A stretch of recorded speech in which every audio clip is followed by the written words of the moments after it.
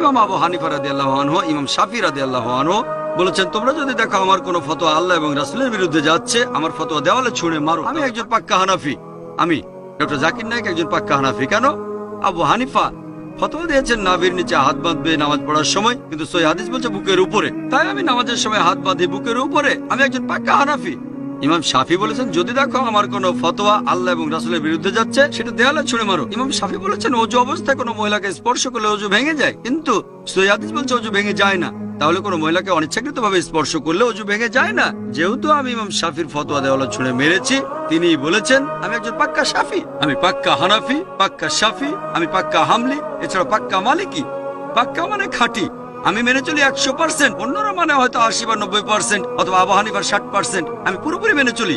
এই চারজন ইমামই বলেছেন, যদি দেখো আমার কোনো ফতোয়া আল্লাহ এবং রাসূলের বিরুদ্ধে যাচ্ছে, ফতোয়া দেওয়ালে ছুঁড়ে মারো। এই চারজন ইমামই বিখ্যাত বিশেষজ্ঞ, তাদের শ্রদ্ধা করি।